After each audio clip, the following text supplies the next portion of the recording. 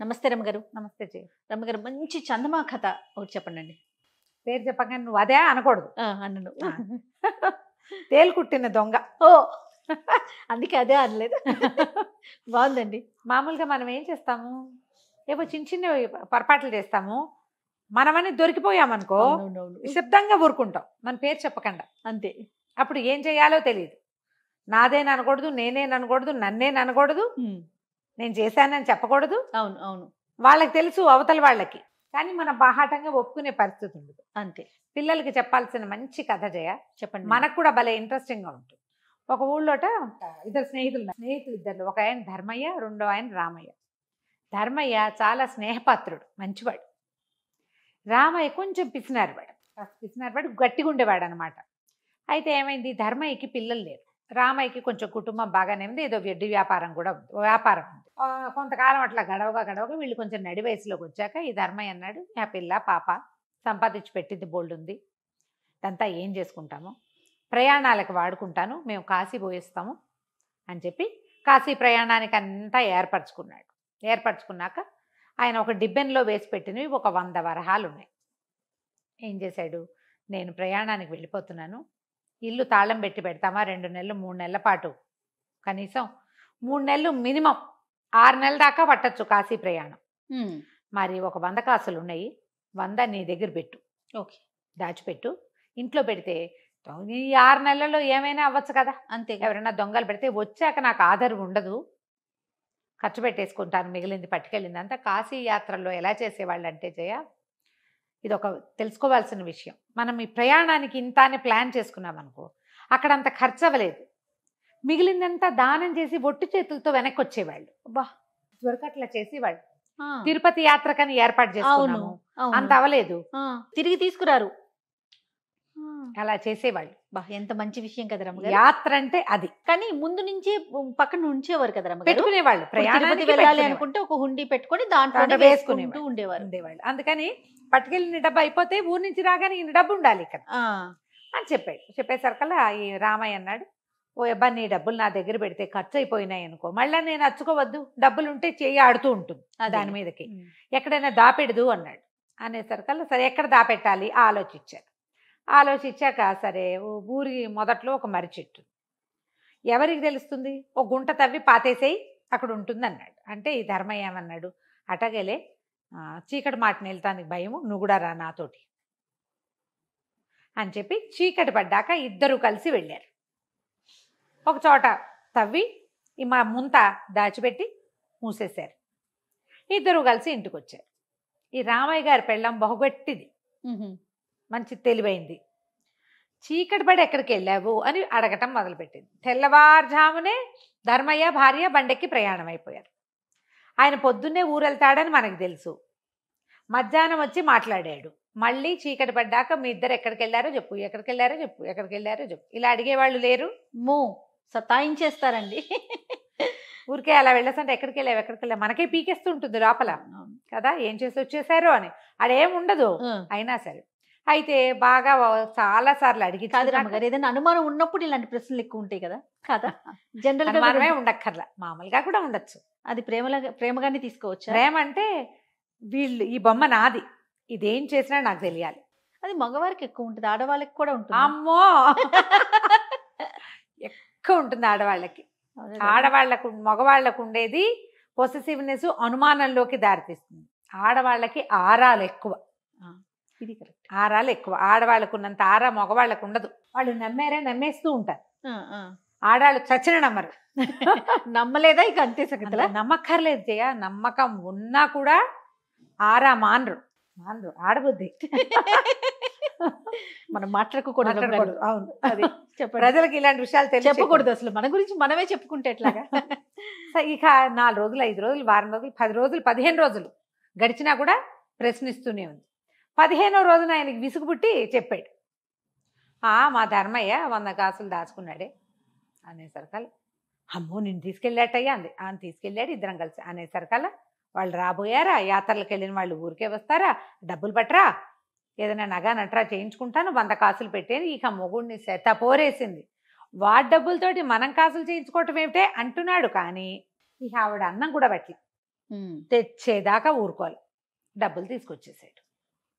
100 కాసులు పెట్టి ఈవిడ 50 నవర్సులు, అప్పుడు నవర్సు 2 కాసులు, 50 నవర్సుల బంగారం కొనుక్కుని పైన ఏదో కొంచెం వేసుకుని చేయించుకుంది. బంగారం చేయించుకుని ఒంటేడు నగలు పెట్టుకుంది. 50 కాసులు అంటే తక్కువ మరి.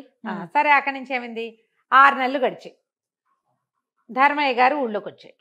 ఆ పూట ఏమైంది, వీళ్ళు బాగా తెల్లవారేసరికి ఊళ్ళోకి వచ్చేసాడు.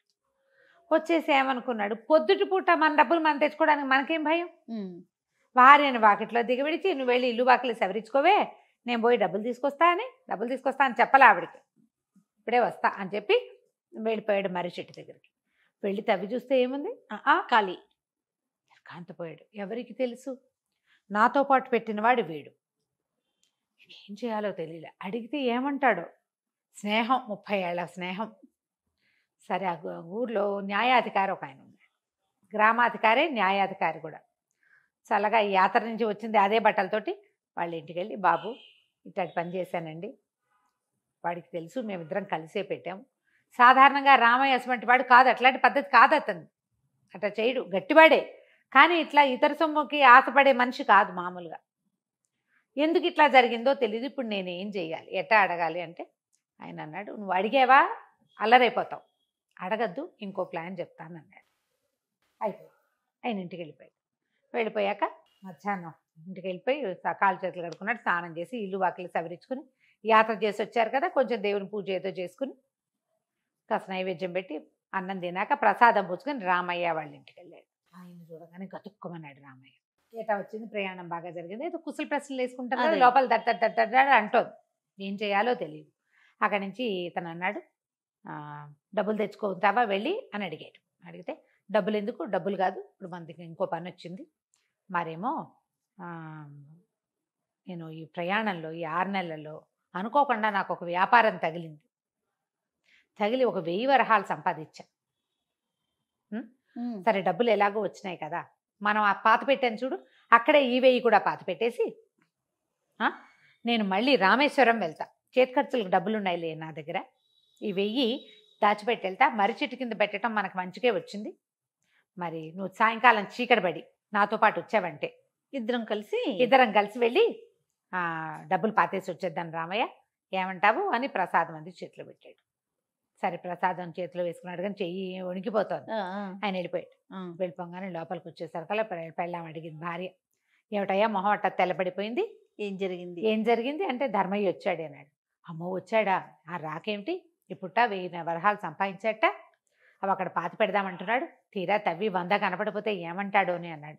ఇవిడి కళ్ళు మిరుమిట్లు గొలిపేసినాయి. 1000 వరహాల, ఎంత బంగారం వస్తుంది ఆలోచించి సపాదరసంలా పనిచేసింది ఆవిడ తెలివి. వెళ్ళి, ఏమై నీకు తెలివి తక్కువ, పిచ్చా నీకు, నేను 100 వరహాలు పట్టుకొస్తా, తీసుకెళ్ళి అక్కడ పాతి పెట్టేసి, రాత్రికి ఆయన వచ్చి 1000 వరహాలు పాతి పెడతాడు, 100, 1000 కలిపి 1100 అవుతాయి మొత్తం తీసుకొని. ఆయన వెళ్ళిపోయాక, ఆయన ఊరు వెళ్ళిపోయాడు, రామేశ్వరం వెళ్ళిపోయాక తెచ్చేసుకుందాము అని. ఇప్పుడు డబ్బులు ఎక్కడవే, మన దగ్గర అన్ని వాడేసావుగా, మన దగ్గర ఎక్కడవే 100 వరహాలు, అన్ని వాడేసావు కదా, ఏదో 10-15 ఉంటాయి అన్నాడు. అందుకని నీ మొహల్లా ఉంది, బంగారం లేదు, నగా నట్రా తాకట్టు పెట్టేసే, గబుక్కొని వెళ్ళిపోయి ఇప్పుడే తాకట్టు పెట్టేస్తే 100 వస్తుంది, ఆ 100 పట్టుకెళ్ళి పాతి పెట్టేసిరా, గుర్తుచప్పుడు కాకుండా అరగంటలో చేయాలి నువ్వు ఈ పని, మళ్ళీ చీకటి పడేసరికల్లా ఎవరైనా ఆడు తిరిగారంటే ఇబ్బంది అవుతుందని. ఈ మేఘాల మీద పెళ్ళాం తాలూకు నగలు పెట్టి పుచ్చుకుని మరి తమకి వెనకాల సందులో పరిచేస్తేనే ఒక ఆయన దగ్గర కుదవబెట్టి అర్జెంటుగా డబ్బులు కావాలని 100 వరహాలు తెచ్చి అట్టించటే మర్రి చెట్టు దగ్గరికి పరిగెత్తుకుంటూ వెళ్ళిపోయి ఎవరు లేకుండా అటు ఇటు చూసి ఆ డబ్బుల్ని పాత ఏ పెట్టెలో వేసి ముంతల మట్టి ముంతలో పోసి పెట్టారు కదా, ఒక అట్లాంటిది ఒక మట్టి ముంత చూసి మట్టి ముంతలో పోసేసి గోతులో పెట్టేసాయి. అంతే అయిందా. సరే, ఇది అయిపోయిన తర్వాత సాయంత్రం 6 గంటలకల్లా ధర్మయ్య గారు చల్లగా వెళ్ళి తన డబ్బులు తను తవ్వుకుని తెచ్చేసుకుని ఇంటికి వచ్చేసాడు. అయిపోయింది. అక్కడి నుంచి ఏమైంది, రాత్రి అయింది, 10 అయింది, 11 అయింది, ఎప్పటికీ ధర్మయ్య రావటల్లా. ఈ రామయ్య గారు ఎదురు చూస్తున్నాడు, ఏమిటి రాడు రాడు రాడు రాడు అని. 11 గంటల దాకా చూసి 11ంటికి పోయి వాళ్ళ ఇల్లు తలుపు కొట్టాడు. ఏమిటి ధర్మయ్య రాలేదు, మరి డబ్బులు పాతి పెట్టాలంటివే, నీకోసం మెలకుగా కూర్చున్నానంటే, ఎందుకు లేదు, చేయదలుచుకోలేదు, సాయంకాలమే వెళ్ళి నా 100 నేను తెచ్చేసుకున్నాను, ఇప్పుడు ఆ 1000 వేరే వ్యాపారంలో పెడదాం అనుకున్నాను, గ్రామాధికారి కూడా సలహా చెప్పాడు, ఆడ పెడదాం అనుకుంటున్నాను, నేనేం రామేశ్వరం ప్రయాణం వెళ్ళటలా, మా ఆవిడ కూడా వద్దంటుంది, మానేశాను ప్రయాణం, ఇంత రేటుగా వచ్చావు, పోయి నిద్రపో, ఎందుకు నిద్ర అంతా పాడు చేసుకున్నావు అని చెప్పి తలపేసుకున్నాడు. కతుక్కమన్నాడు, ఇప్పుడు ఏం చెయ్యాలి? 200 రూపాయల బంగారాన్ని తీసుకెళ్ళి 100 రూపాయలకి కుదవబెట్టాడు. ఇప్పుడు 100 పోగేస్తే కానీ తమ బంగారం తమకు వెనక్కి రాదు. అంతే. ఇప్పుడు ఏమయ్యాడు?